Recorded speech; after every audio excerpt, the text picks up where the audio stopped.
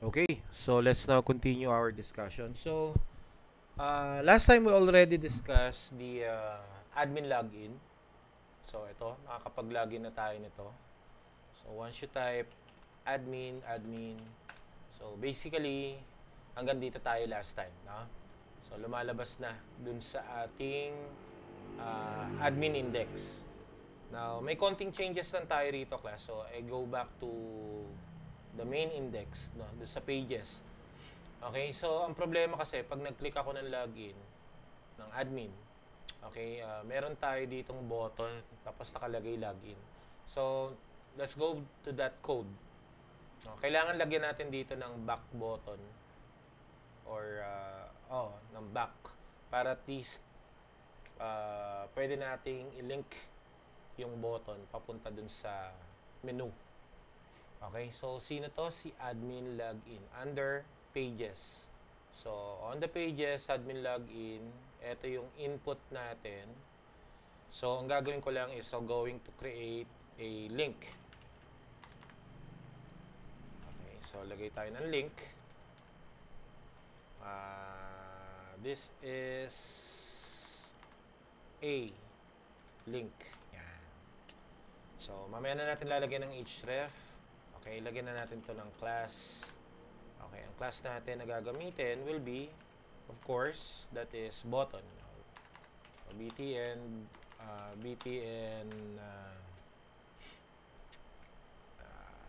primary. Okay, then lagyan natin to ng back to menu. Yan. So, check natin. Refresh. Okay, so ayun, meron na tayong back to menu. Kaso, hindi sila pantay. Bakit hindi sila pantay? Kasi merong MT4. So, lagyan natin ito ng MT-4. Okay, then refresh. Ayun. So, pag-click natin ng back to menu, dapat babalik siya dun sa ating menu. Okay, so ang gagawin lang natin dyan is tingnan na lang natin yung code dito. Okay, or type na lang natin. Okay, PHP. Okay, then echo. Okay, remember, URL root. Okay, and then kagaya lang to nung nandito sa class. So, if you want to check, di ba meron tayo sa include yung nav. Ayan, meron tayong makikita rito na button. Ayan, gagayahin na lang natin yan. Okay, so we just copy this and then close. And then let's go back here. Paste lang natin. Ba't dito? Mali pala. Dito. After nung close. And then this will be pages and then of course index. Okay. Babalik siya sa index. Okay, kasi ang gagawin niya, refresh natin. Ayan. Pag clinic niya yung yan. Ayan o. So, kung titingnan nyo rito, RTM MVC/pages/index. So, it means, pag clinic natin to, babalik lang dito. Which is correct. Diba? So, ayoko na mag-login, back to menu. So, babalik siya rito. So, ayan. Dinagdag lang natin yon. Okay? Para at least meron tayong way para bumalik dun sa menu. Okay, so I think okay na tayo dyan. Let's now proceed to our main topic. Our main topic is to create our dashboard. No? Kasi may sarili tayong dashboard for the admin. Okay, so dun sa admin, let's look at our SIS MVC Data Dictionary. Okay, kung titingnan nyo yung admin view, dapat daw merong dashboard. Then we have the management. And then may nakalimutan ako rito yung logout. Okay? So, eto. Ganito dapat yung itsura nung gagawin natin. Okay, since meron na tayong admin nav. 'Di ba? Meron na tayong nav. Ito. So, medyo aayusin na lang natin 'to. No, ipa-pattern na lang natin 'yan dun sa gagawin natin, 'di ba? So, ang gagawin natin is we just copy this nav, ito, Copy na lang natin to kasi meron na tayo eh. So, let's go now to admin nav. Yan. Okay, then we paste it here. Yan. Okay, since this is for the admin, okay, so, lalagyan lang natin to ng admin page. Yan. Okay. So, this is for the admin nav. Okay. Yan. Okay, then babaguhin lang natin yung mga nakalagay dito. Okay, for now. Okay, ngayon, ang gagawin lang natin is let's go now to admin index dito. Okay, which is nakasulat pa tong sinample natin. So, we will going to generate the code for this.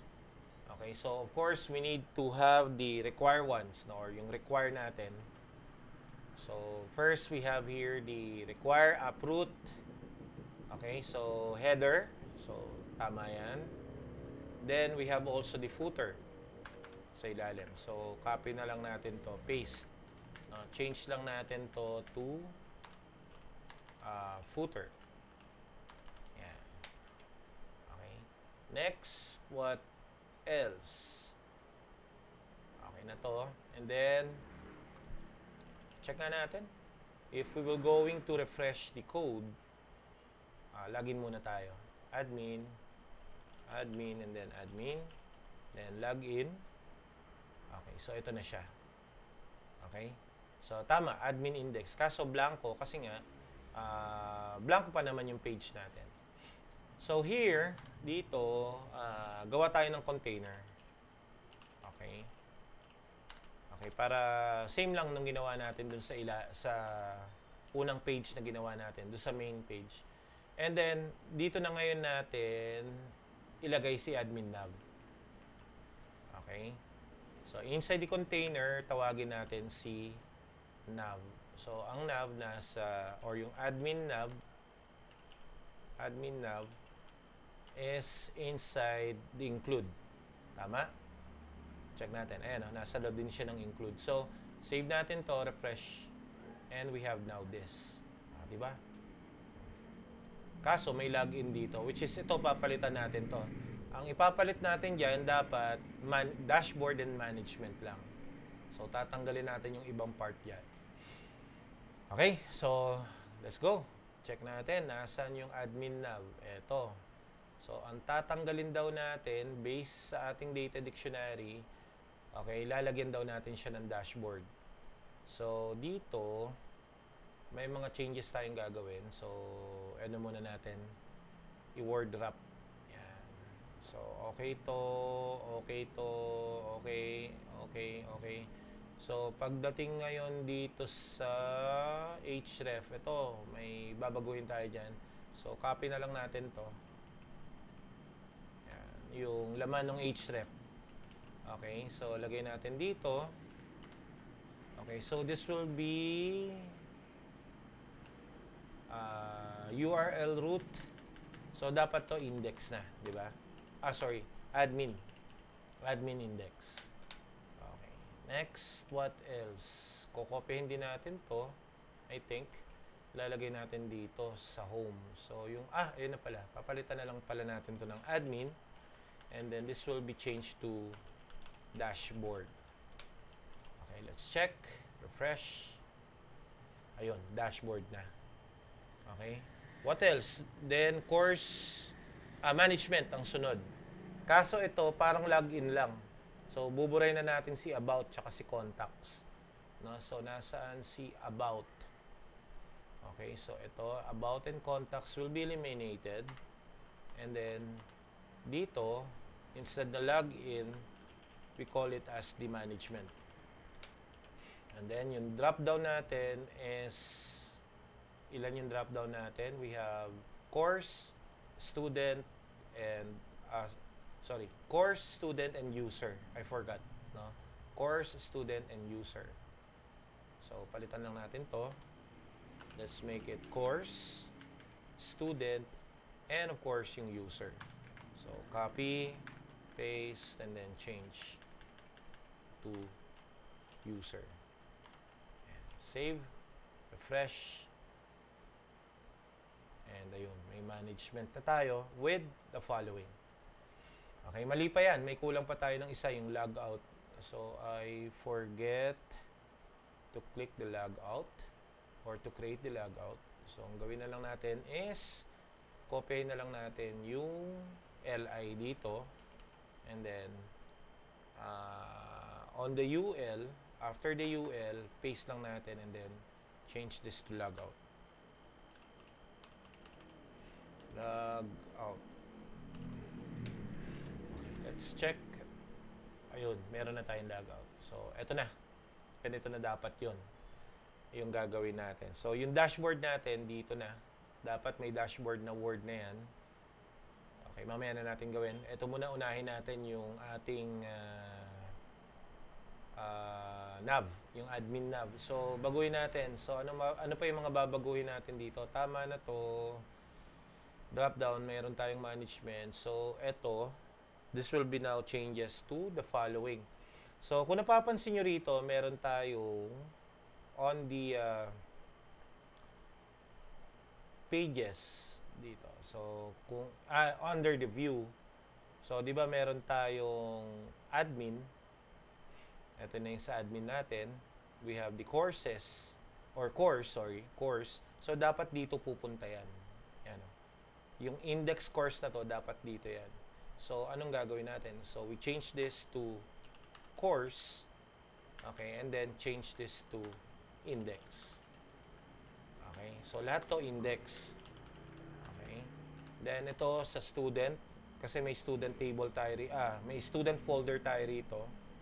So, this will be student. And lastly, we have the user. So, meron tayong user folder and then index. So, ito yon yung user index natin. So, dyan pupunta yan. No? Once we click the following. Okay, so let's check if correct na. So, pag tinapat dito, tama. Titingnan nyo rito So, admin index. So, pag clinic, okay. Pag clinic to, dyan pa rin. Now, once you click management, pupunta sa course index. So, tama. Course index. Then, student. Okay. Student and then user. Okay. So, yan. Pwede na to. Okay na to.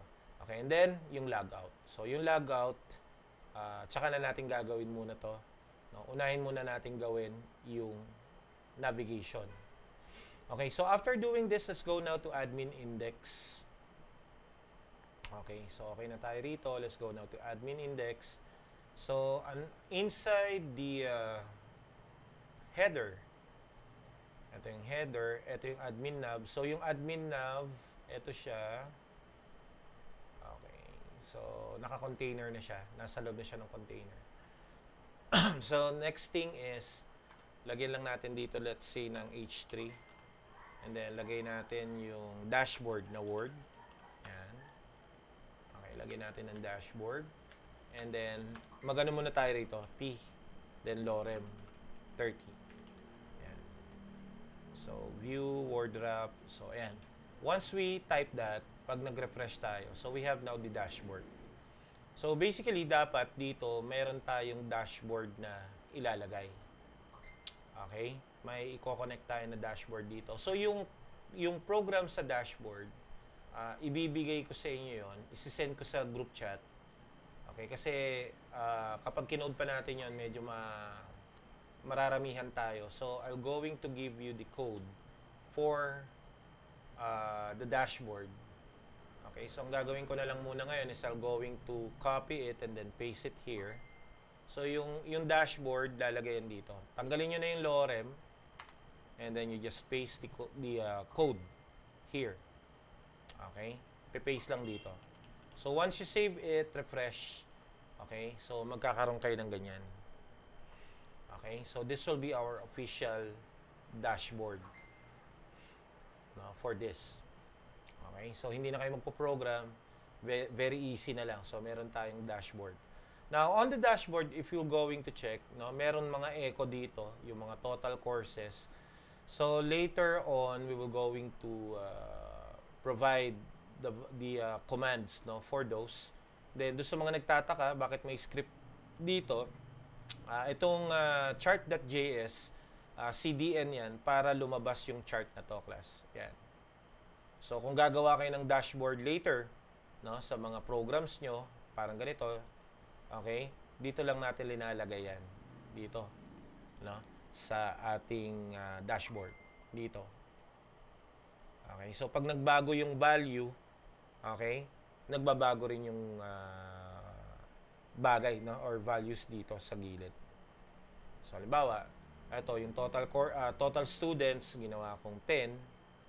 Okay, number na 10. Okay, pag chinek natin yan dito, I think magbabago na yan. Ayan, no? So, it will change. Okay, so, dito, pag binago nyo itong tatlong values na to, halimbawa, we have 10, then the total students. Ito kasi manggagaling sa database yan. So, linagyan ko lang dito lagyan lang natin dito ng kunwaring value. Ayan. So, as you can see, it will, okay, change the values of your chart. Okay? So, huwag nyo munang pakialaman yan. Hayaan nyo muna sa ganyan. Then, later on, we're going to change that particular values. Okay, let's go now to our dashboard. And then, yung mga management, course management. So, di ba, sa course index yan. Okay, I want you to create the page for that. No? So, babaguhin nyo lang naman yan dito sa mga management. No? So, halimbawa, eto, may course management tayo. Ito, no? Yung course management that is inside the course index. Ayan, nilagyan ko lang naman ng H3 yan, tsaka ng P. Okay, ganun din kay student, no, index, then P. Ayan, nilagyan ko lang yan, H3 and P, and then yung user, no, index and P. So, ang gagawin lang, inside the view, may kanya-kanyang folder. Take note of the folder, dapat magkaka-level sila.